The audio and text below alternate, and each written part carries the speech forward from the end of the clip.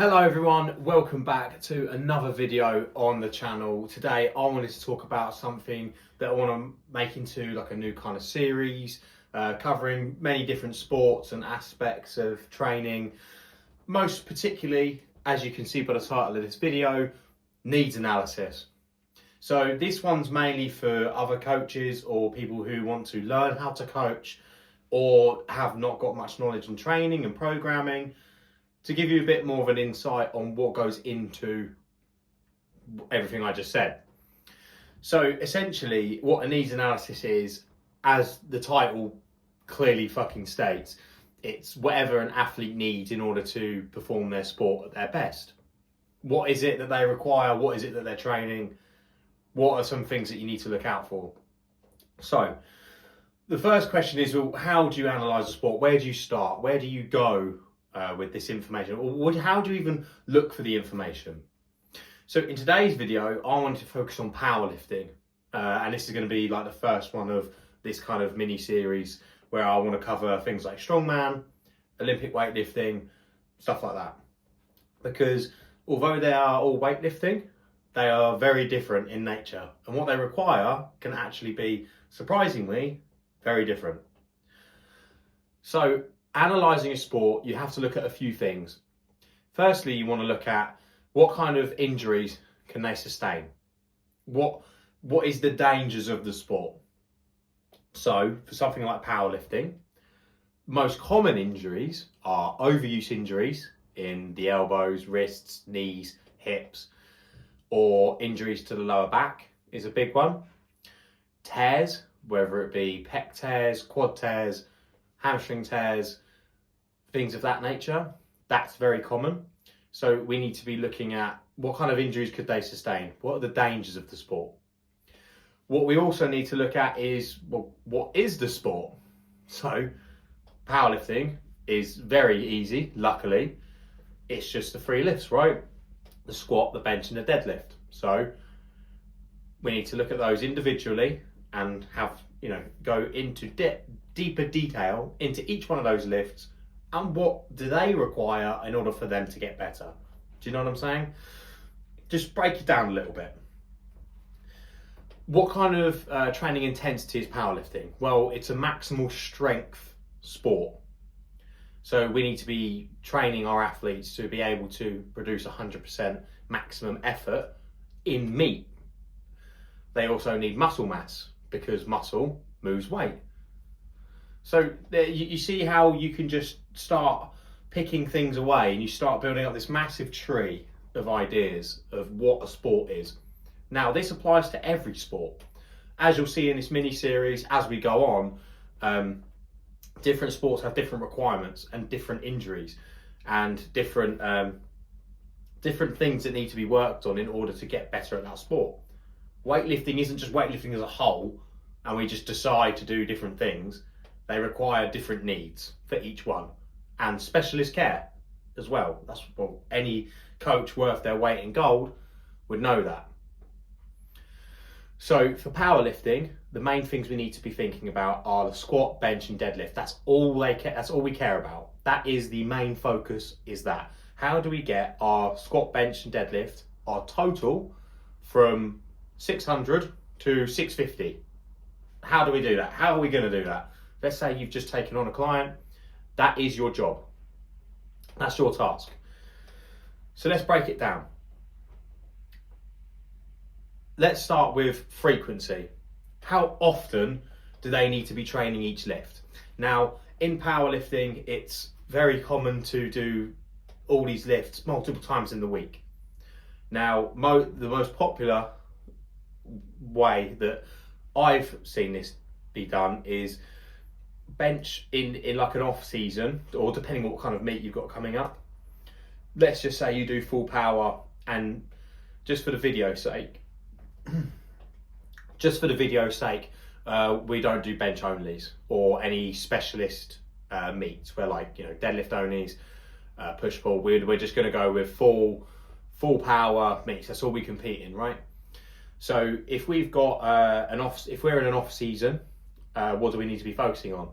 Well, mainly frequency will be very high, right? We want to be working on like squats twice a week, deadlifts once a week, bench press minimum twice a week, minimum. Now, obviously this does change as intensities rise and fall. So if your volume's a lot higher and you're in an off season and you're kind of working on muscle, we can afford to do that. But we can't afford to have 2 heavy squat days in a week. One of them will have to be lighter. And deadlifts, if you're doing heavy deadlifts, we will not be doing heavy deadlifts more than once a week. Now, you can work on technique and sub-maximal deadlifts in the same week, but in off season, we want to be working on something around that kind of frequency. Now, I've talked about this in another video, but muscle is the fucking backbone of all of powerlifting. I don't care what anybody fucking tells you, muscle is essential to lifting heavier weights. And during an off season, muscle is the main priority of your lifter. Or if you're programming yourself, you need to be building muscle all the time. Unless you have to maintain weight, which, to be honest, the amount of muscle you're going to build probably won't affect that anyway if you're quite a seasoned lifter, then I wouldn't really worry. But you still need to be building muscle, even if it's by the gram, because even grams and ounces of muscle make an absolute shit ton of difference to your performance. So muscle, how do we build muscle? Well, as it's been tried and tested, volume, good fucking volume. Not junk sets, not stupid fucking around in the gym, good build up of volume. I'm talking reps that are from 4 to 10, anything for like single joint exercises up to 15, right? I'm talking 35 sets per body part a week in some cases, right? So the volume's going to be a lot higher. Things like biceps themselves and calves probably aren't as necessary in powerlifting, as they are a good touch and a good touch for just actual joint health to be working these muscles. It wouldn't be a priority, but muscle wise, we need to, in the off season, this is a huge fucking focus. We need volume. Now, we're still going to be working on those main lifts, but your accessories are going to be balls to the wall. You're going to be having a lot more work to do. So back to what we were talking about earlier with like injury. When we're talking about injuries with powerlifters, we need to figure out how we can prevent these issues. So when programming something like deadlifts, we need to make sure that we're not giving him or her heavy deadlifts twice a week and loading too much on the spine and over fatiguing them. For example, I was speaking with the physio the other day, and we was talking about people who they'll have like low bar squats and then go and do conventional deadlifts afterwards. Like, are you fucking mad? Like, that is just fucking horrific. Do not do that. Especially if your volume's higher, you're going to be putting far too much stress on your lower back. The main source of life in powerlifting, if you're a full powered athlete, is the moment your lower back's gone, training essentially is fucked. So we need to make sure that your lower back is always working and is always healthy. Even if that means being a bit more on the reserved side, that's a lot better than the other outcome. So things like muscle tears and stuff like that are kind of mostly produced by overuse of steroids, partial reps, and not building up enough tendon strength. Most of the time, most natural lifters won't suffer those kind of pec tears unless they're kind of a very freakish accident, or you've already kind of got an injury there that's already like a partial tear that you might have done, whether it can be dropping something like a dumbbell or tweaking your arms a little bit. Most of the time they're kind of unseen. But if there is any cause of those injuries, it would be an overuse of doing the same lifts, the same exercise, and not swapping them around. So in order to prevent that with injury, what we need to be focusing on is switching around exercises every about 4 weeks, every block. So your accessories like your dumbbell chest press, Swap them out for something maybe like an incline or a close grip bench. Just change it up a little bit. Change the angles in which you're lifting at for your accessories, and change the variations of your main lifts. Which also leads us to the next one, variation. Powerlifters, although we only do 3 lifts, we need to make sure there is variables in there, because in order to adapt, we have to do different tasks to stimulate growth and adaptation. If we just did squat, bench and deadlift every day, we wouldn't really get better at them. It's actually, we benefit more from having a different variety of lifts. For example, like pause variations, pin variations, banded variations, double pause, tempo.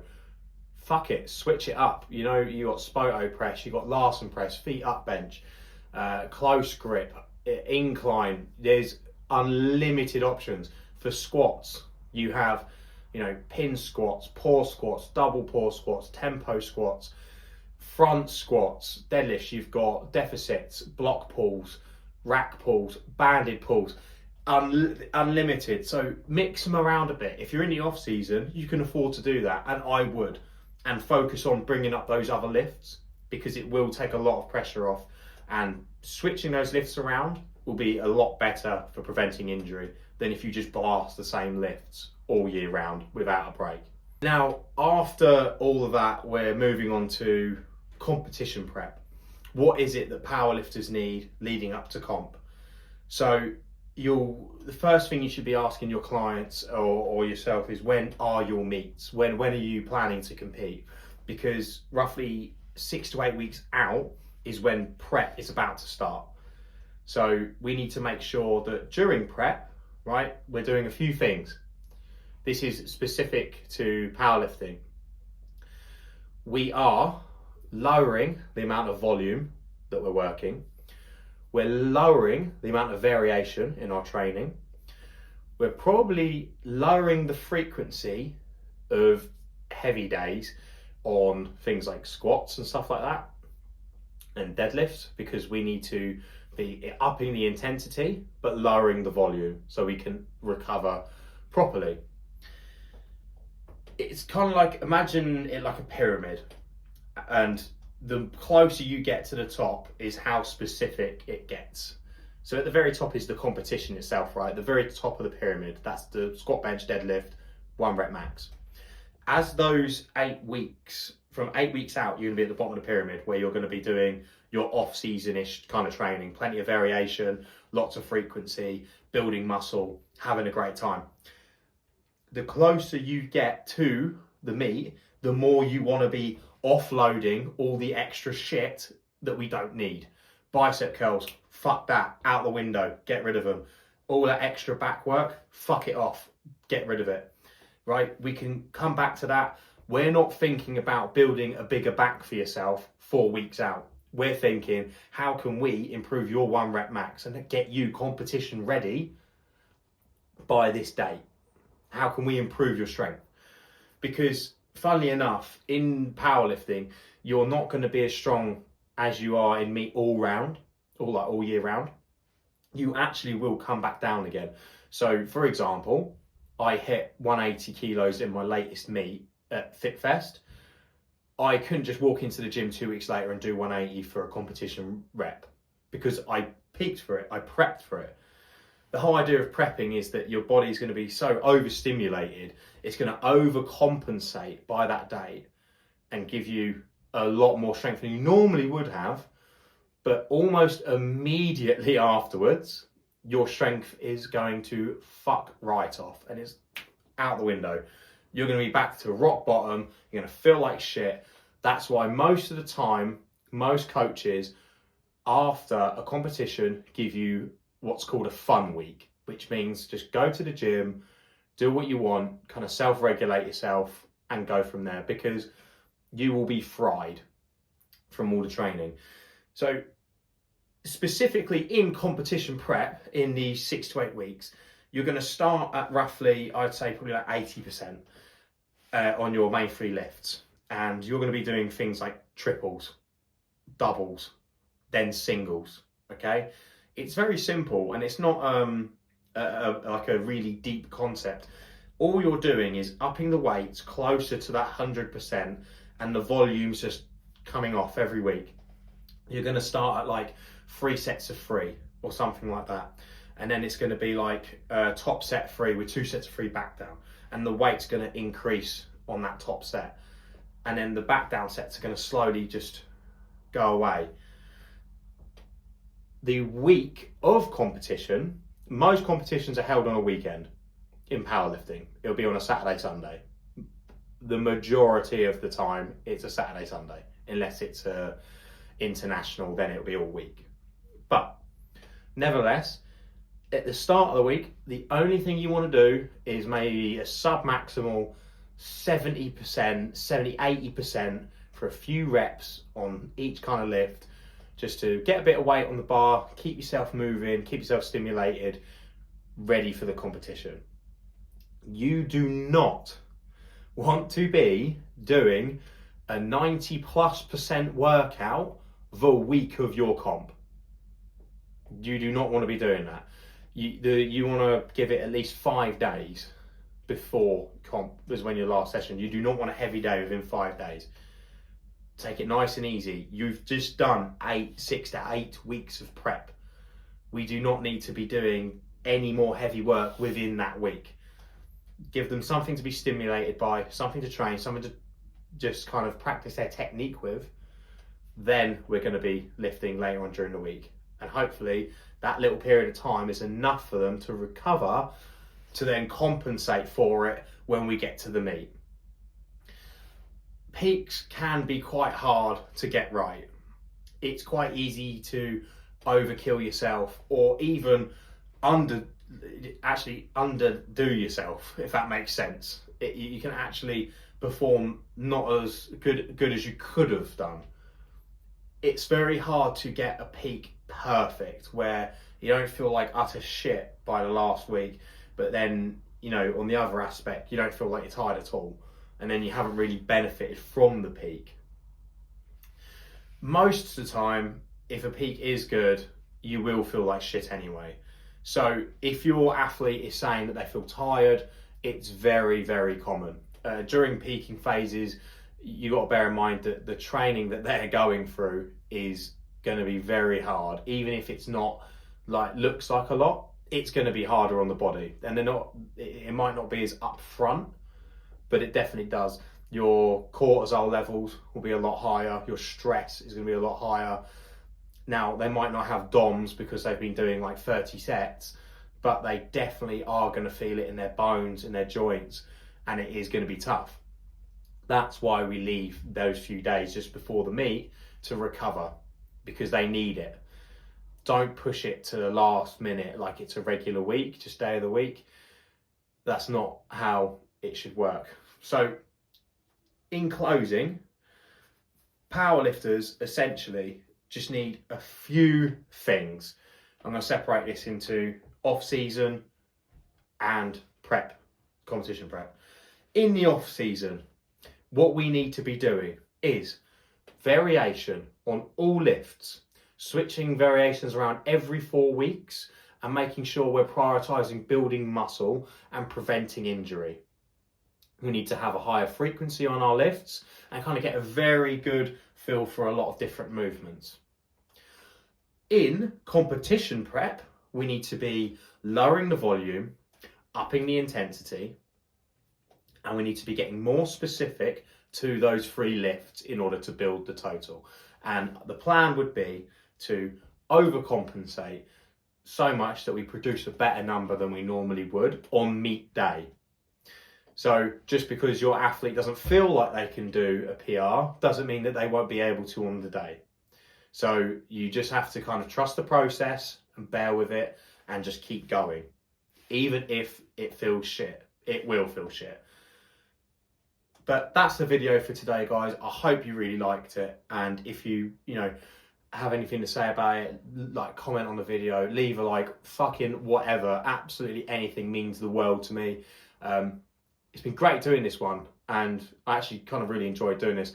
And I have a computer in front of me, and it's not a script, because I don't really like reading scripts. but it's just like a kind of bullet point thing. And it's a new system I'm trying to work on to try and make better content for you guys and a bit more structured. But I kind of like to wing it a bit. So if sometimes during a video, sometimes things feel a bit like coming out of thin air, that's just my mind kind of working wonders. So anyway, if you like the video, then just absolutely anything would mean the world. Anyway, take it easy and I'll see you next time.